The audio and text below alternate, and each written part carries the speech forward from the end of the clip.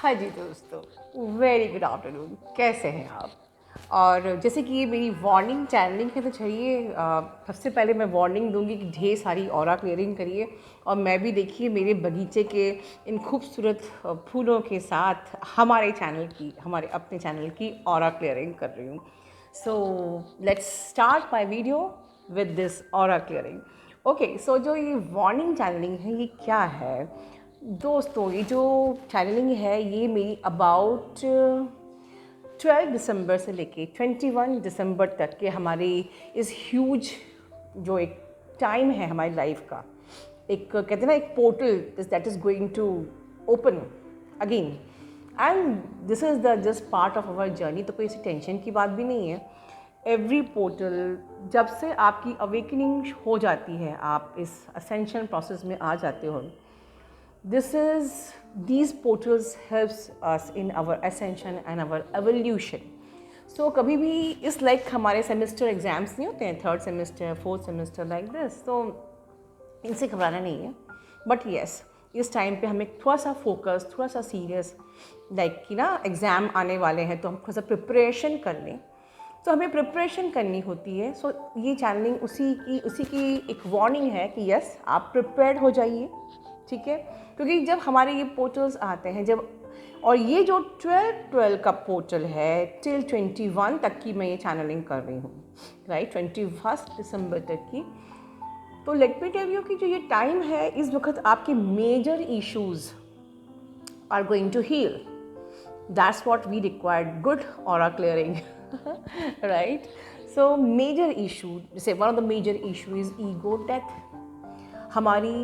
हमारे ईगो की, अगर हमारे ईगो की अब तक डेथ नहीं हुई है तो circumstances, situations connected to your ego, वो आपके सामने as a trigger, as a challenges, as a difficulties, as a obstacles आएंगे, ठीक है। सो वो कुछ भी हो सकते हैं। जिनके ईगो की ऑलरेडी डेथ हो गई है, होपफुली वो अपने आप को बहुत ही एक अलाइंड एनर्जीज़ में महसूस करते होंगे, बहुत ही फ्रेश एनर्जीज़ में, और उनके लिए ऐसे ऑब्स्टिकल्स, ऐसे डिफ़िकल्ट टाइम इस पीरियड में बिल्कुल नहीं आएंगे। इनफैक्ट अपोजिट है कि जिन्होंने अपनी ईगो पे काम कर लिया है, उनके लिए टाइम एक्चुअली एबंडेंस से भरा होगा, गिफ्ट से भरा होगा। तो दोनों ही एनर्जीज़ के साथ ये पोर्टल आ रहा है कि जिन्होंने अपने पर अभी काम नहीं किया है, राइट, वो कुछ चैलेंजेस, कुछ ट्रिगर्स, डिफ़िकल्टीज़, ऑब्स्टिकल्स को वो बेयर कर सकते हैं। इसका आपको बाकायदा एक ना, जैसे हम लोग को एग्ज़ाम देने के पहले हमको हमारा टाइम टेबल आ जाता है, तो आपको कहीं ना कहीं आपको उसके हिंट्स मिलेंगे। May be eye twitching, may be triggering, may be anxiety, may be आपको डिप्रेशन हो रहा है, आपका सेक्रल ब्लॉक हो रहा है, आपको एंगरनेस लग रही है, आपको नेगेटिविटी फील हो रही है। इस प्रकार से आपको वार्निंग दी जाएगी। यूनिवर्स भी बिना वार्निंग दिए एग्ज़ाम नहीं लेता है आपका। जैसे कि मैंने कल के ही वीडियो में बताया था आप लोगों को। कल का वीडियो जिसने नहीं देखा है वो बहुत ही इंपॉर्टेंट वीडियो था, जाके देखिए। ओके, तो उसमें जो मैंने सोल मर्जिंग एंड टेलीपैथी वाले वीडियो में जो मैंने चैनलिंग करी है, उसमें मैंने बताया था कि इस जो नेगेटिविटी होती है जब आपके चक्रास से ऊपर उठती है, तो वो सिर्फ आपको ही नहीं, आपके पूरे ऑरा को भी नेगेटिव कर देती है। And that is the reason कि हमको इस टाइम पे बहुत सारे नेगेटिविटी के जो सिम्टम्स दिखते हैं। मे बी आपको एंगर, गुस्सा, एंजाइटी, डिप्रेशन, आपकी मेटाबॉलिज्म डिस्टर्ब हो जाता है, आपका सेक्रल ब्लॉक हो गया, इस प्रकार से, ठीक है। एक स्टैग्नेंट एनर्जी रिलीज़ होती है बाहर आने के लिए, रिलीज़ होने के लिए, क्लियर होने के लिए, ठीक है। सेम एज ये जो एनर्जी इंडिविजुअल लेवल पे भी होगी और हमारे मदर अर्थ, ठीक है, एक होल प्लैनेट पर भी ये एनर्जी अपने रूप में अलग तरीके से ये हील होने के लिए, ये जो टाइम है हमें इस वक्त सपोर्ट अपनी मदर अर्थ को भी करना है। सिर्फ इतना ही नहीं कि सिर्फ हमें खुद को हील करना है, हमें मदर अर्थ को भी करना है, ठीक है। ओके, सो ये जो टाइम आएगा, ये अगर आप इस पे काम, इस टाइम की जो इम्पोर्टेंस कुछ ऐसे भी है कि अगर आप खुद पे काम नहीं करते हो, if you are trying to let go या इग्नोर द सिचुएशन, और आप इस पे काम नहीं करते हो, समझते नहीं हो, तो यूनिवर्स का ऐसा है कि universe will bound you to surrender.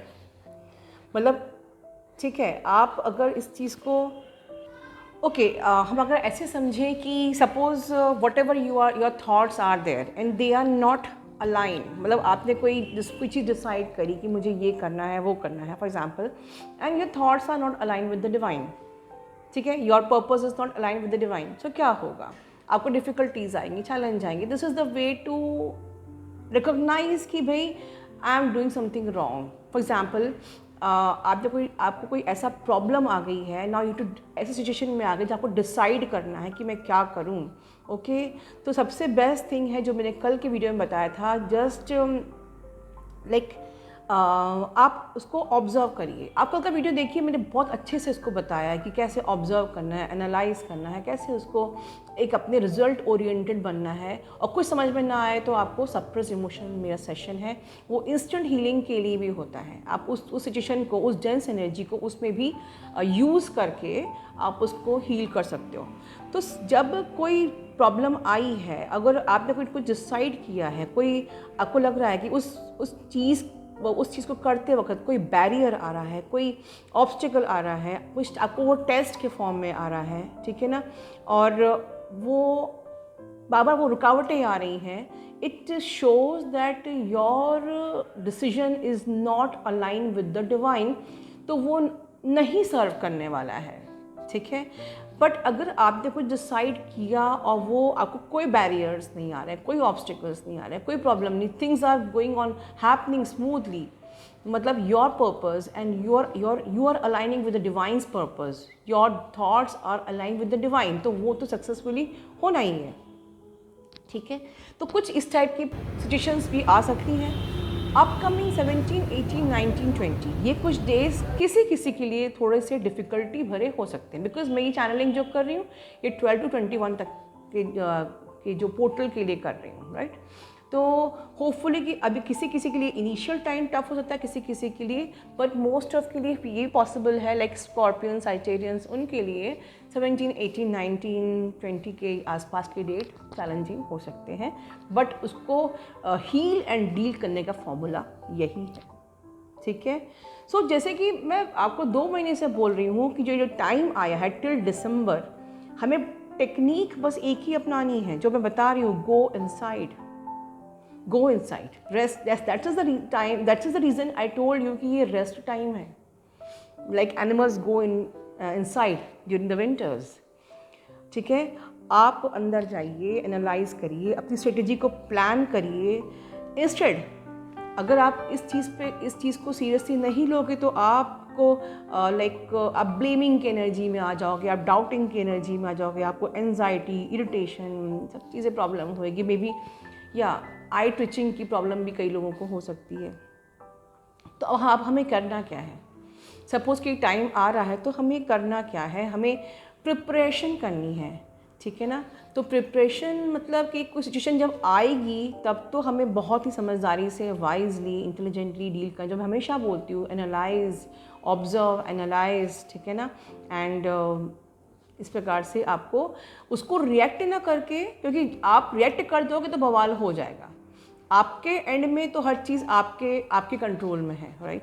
But अगर आपने कोई रिएक्ट कर दिया तो फिर उसके बाद कुछ नहीं हो सकता। फिर यही है कि अगर आप नहीं समझोगे चीज़ों को तो फिर भगवान अपने तरीके से आपको सरेंडर करवा ही देता है, जैसे मैंने ऊपर बताया है, राइट।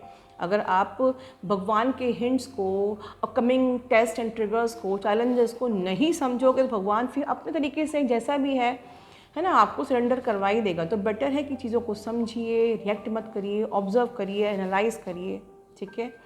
बहुत ज़्यादा डेंस एनर्जी हो रही है तो सप्रेस इमोशंस, मेरा जो मेडिटेशन है उसका बेस्ट यूज़ करिए। फॉर एग्जाम्पल कि आपको बहुत ज़्यादा DMC की याद आ रही है, मिसिंग एनर्जी में बात करने का मन कर रहा है, उसको वहाँ रिलीज़ कर लीजिए, इंस्टेड कि आप वहाँ कुछ रिएक्शन देखकर बवाल क्रिएट कर दें।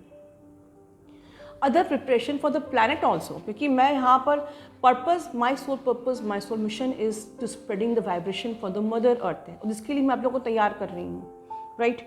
तो हमको प्रैक्टिस करनी है कि हम अनकंडीशनल लव की एनर्जी में रहें इस टाइम पे, क्योंकि एनर्जीज तो आपको बिल्कुल डोमिनेट से करेंगे कि आप बिल्कुल सैड रहो, एंजाइटी में आओ, चैलेंजेस आएंगे, ट्रिगर आएंगे और क्लियरिंग।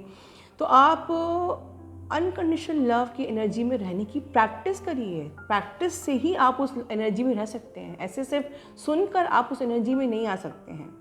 जॉय की एनर्जी में रहिए, हैप्पीनेस की एनर्जी में रहिए, ग्रेटफुलनेस की एनर्जी में रहिए, gratitude for every small things, ठीक है। And detach this time, detach your self from the third dimensional energies, right?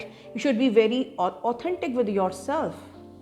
You should be very like compassionate, very kind with everyone, right? Spiritual war है ये, समझ लीजिए कि spiritual war है आपके अंदर की नेगेटिविटी की और आपके ही अंदर की पॉजिटिविटी की। तो हम आपको अपनी ही नेगेटिविटी को ऊपर लाके हराना है, राइट? तो आपको फियर से ऑपरेट नहीं करना है, ठीक है। Let's this way, let's cleanse, ठीक है, cleanse and clear the energy of our planet also. कैसे मदर अर्थ की हम एनर्जी को कैसे हम लोग स्प्रेड करते हैं, जब हम अपने अंदर की एनर्जी को क्लेंस करते हैं, बैलेंस करते हैं, ओके। तो अपने अंदर की एनर्जी को क्लेंस करिए, बैलेंस करिए, क्लियर करिए, एंड दिस वे आप अपने प्लैनेट की एनर्जी को भी क्लेंस कर सकते हो। And let's our planet with vibrate with the high vibrational energy of humanity, ठीक है ना। तो डेफिनेटली ये तो मेरा हो गया इस पोर्टल का डिस्क्रिप्शन जो मैं आपसे शेयर करना चाहती थी। आगे हम इसी वीडियो में एक हमारी बहुत ही स्वीट सी डिवाइन फेमिनिन है जिनके विचारों का भी हम लोग श्रवण करेंगे, ठीक है, क्योंकि उन्होंने अपने भावों को कुछ इस प्रकार रखा है कि मैं सिर्फ उनसे प्रेरित ही नहीं हुई, उनसे मंत्र मुग्ध हो गई। उन्होंने अपने विचारों को हिंदी को इतना सुगठित करके, इतना अच्छे से अपने विचारों को उन्होंने हिंदी की इस भाषा को इतनी खूबसूरती से प्रस्तुत किया है कि मैं मंत्र मुग्ध हो गई और कोई शब्द ही नहीं। चलिए उन्हें सुनते हैं और उनको श्रवण करके उनको ढेर सारा हम लोग आभार प्रकट करते हैं, ठीक है। अपना ध्यान रखिए। Love you all, God bless you all. My dear soul family, Radhe Radhe. कल यूट्यूब सर्फ करते वक्त एक चैनल का वीडियो पॉपअप हुआ जिसका टॉपिक व्यथित एवं विचलित कर देने वाला लगा। मैंने अनदेखा कर दिया, पर आज फिर से सेम मुझे हर्ट हुआ। मैंने माँ से उस बारे में चर्चा की, माँ को क्लैरिटी देने के लिए कहा। माँ ने मुझे प्रेरित किया कि मैं इस बारे में क्या समझी आज तक, अपने सोल जर्नी के नए परिजनों तक अपनी बात रखने को मैं प्रस्तुत हूँ। माँ ने सदैव कुंडलिनी और ओजस को सुरक्षित रखने के लिए हमें प्रेरित किया है। कई वीडियोस बनाए हैं, उनका लिंक अभी फ़िलहाल मुझे नहीं पता क्योंकि मैं करीब 1 साल से माँ से जुड़ी हूँ, तो मैंने देखा है, पढ़ा है, समझा है उन्हें। हमारी ट्विन फ्लेम जर्नी को लेकर आजकल एक्चुअली नेगेटिव प्रचार हो रहा है, नेगेटिव अवधारणाओं का जोर चल पड़ा है। शायद ये वे शक्तियाँ हैं जो हमें रोकना चाहती हैं, हमारी मदर अर्थ को वाइब्रेशन बढ़ाने के लिए हमें रोक सकें ताकि वो हमें आगे ना बढ़ने दें। प्रेम और वासना का सम्मिश्रण कहा जा रहा है हमारे ट्विन फ्लेम जर्नी को। डीएम के प्रति या हमारे ट्विन के प्रति हमारे प्रेम को वासना का मिश्रण बताया जा रहा है। ईश्वर के तरफ ले जाने वाले डीएम के प्रति हमारा प्रेम वासना नहीं है, और यही मैं बताना जा रही हूँ। हमारी अवेकनिंग की शुरुआत आकर्षण और आसक्ति से अवश्य होती है, पर जो मुझे इस जर्नी में समझ में आया है, जिस पायदान पर भी आज मैं पहुंची हूँ, माँ के डांट, प्यार और गाइडेंस से ही। माँ हमारी सच्ची गुरु हैं। इस विषय पर जब माँ ने मुझे भाव रखने की पेशकश की तब मैं एकाएक चौंक गई और किंचित घबराई भी कि क्या मैं इस काबिल हूँ कि एक सही बात अपने सोल सिबलिंग्स तक पहुँचाने की रिस्पॉन्सिबिलिटी उठा सकूँ। पर माँ तो माँ है, वह हम सबके भीतर छुपे हर भाव पढ़ लेती हैं। लीडरशिप की जो क्वालिटी हर ट्विन में होती है ना, माँ ने हम सबको ही लाइट वर्कर एंड लीडर बनाने का बीड़ा उठा लिया है। हनुमान जी स्वयं सिद्ध एवं परम शक्तिशाली थे, परंतु उन्हें अपनी शक्ति का भान नहीं था। माता सीता को ढूंढने का प्रमुख कार्य, सोल पर्पस, प्रभु राम ने उन्हें दिया था। जामवंत जी ने उन्हें उनकी शक्ति याद करवाई और हनुमान जी ने अपना कार्य किया। वैसे ही माँ हम सबकी शक्तियों को हम में जगा कर, हमें जागरूक करके हमारे सोल पर्पस की दिशा में गतिमान कर रही हैं। हमारा जन्म साधारण कार्य हेतु नहीं हुआ है और हर ट्विन फ्लेम का जन्म, बचपन, युवावस्था अनेक परीक्षाओं से गुजरता है। अतिशय विपरीत परिस्थितियाँ, कुंठाएँ, भय, पीड़ा और सामाजिक आक्रामकता को झेलते हुए हम सब खुद को कुचला हुआ महसूस करते करते जब कर्म बंधनों की श्रृंखलाओं के घेरे में जकड़ के खुद को खत्म करने की स्थिति में आ जाते हैं ना, तभी जीवन में इतना सब कुछ कोई प्रेम नहीं, कोई अपना नहीं, कोई सम्मान नहीं, अर्थहीन लगने लगता है। जब हम जीवन को समाप्त कर देना चाहते हैं, तब उस समय हमारे ट्विन आत्मा का पदार्पण होता है हमारे जीवन में। वह सहलाता है हमें, समझाता है, अपना लगता है और अपने जैसा लगता है। हमारी भावनाएं ट्रिगर्स की ईश्वर के प्रति हमारे विश्वास को पुनः जागृत करने का समय आ जाता है। हमारी सारी ग्रंथियां भय, ईर्ष्या, क्रोध, लाचारी, बेबसी और पीड़ाओं का भयंकर उद्वेलन शुरू हो जाता है। जैसे अमृत मंथन में सबसे पहले विष आता है, फिर धीरे धीरे तरह तरह के उपहार और अंत में लक्ष्मी जी व अमृत ऊपर आते हैं। जरा गौर करके सोचें, तो क्या हमारे साथ ये सब नहीं होता? पहले हमारी नेगेटिविटी का विष आता है, जो हम शिव को, डीएम और हमारे लाइट वर्कर्स को पिलाते हैं, फ्रस्ट्रेटेड फेमिनिन एनर्जी के रूप में। भोग विलास की चीज़ों के प्रति अनासक्ति को जागृत करने में डीएम और हमारे लाइट वर्कर्स हमें प्रेरित करते हैं। डीएम ट्रिगर्स देकर और हमारे गाइड एंड गुरु बनकर हमारे मेंटर्स हमें शुद्ध और प्रबुद्ध करते हैं, ताकि हम अध्यात्म की राह पर चलने हेतु प्योर हो सकें। शुरू में आसक्ति अवश्य होती है, पर वह डिज़ायर्स होती है, वासना नहीं। इन्हीं डिज़ायर्स से परे करता है हमारा ट्विन काउंटर पार्ट हमें। हमारी कुंडलिनी का जागरण उन्हीं के द्वारा दिए गए सोल सॉक्स के बाद होता है। हम जब किसी वस्तु को खो चुकते हैं, तभी उसका मूल्य जान पाते हैं। हमारे ट्विन हमें उसी परम सत्य की राह पर ले जाने आते हैं। यहाँ वासना का कोई स्थान होता ही नहीं है। सर्वशुद्ध प्रेम होता है, जो हम में पनपाना एकमात्र कार्य होता है हमारे ट्विन का। गुरु हमें गाइड करते हैं, हमें गुरु ही ईश्वर से मिलाते हैं। ट्विन हमारे गुरु ही होते हैं। उनके प्रति अनुराग, श्रद्धा और विशुद्ध प्रेम ही होता है, कोई वासना जनित भाव नहीं। गुरु कभी वासनाएं नहीं जगाते, वे सिर्फ ईश्वर के प्रति हमें सरेंडर की राह दिखाते हैं। जब तक हम पूर्णतया सरेंडर होकर स्वयं को संपूर्ण नहीं मान लेते, तब तक ट्विन आते हैं और ट्रिगर्स देते हैं। और जब हम स्वयं को पा लेते हैं, जान जाते हैं, तो ईश्वरीय कार्य को पूरा करने में वो हमें सशरीर भी सहायता करने आ जाते हैं। वे हमारा दर्पण हैं, हम जैसे हैं। दर्पण हमें वही दिखाता है। ट्विन फ्लेम जर्नी स्वयं को प्राप्त करने की जर्नी है, ना कि वासना और प्रेम के सम्मिश्रण की। जब हम ईश्वर के कार्य के लिए यहाँ जन्म लिए थे, तब जिस शुद्ध और प्योर रूप में थे, उसे पूर्णतया फिर से पाने की जर्नी है ये। There is no lust. It's truly infinite and unconditional love which flows in us for each and every soul, and that's what we are about to achieve sooner or later. Thank you and love you all. Thank you, universe. And love you, universe.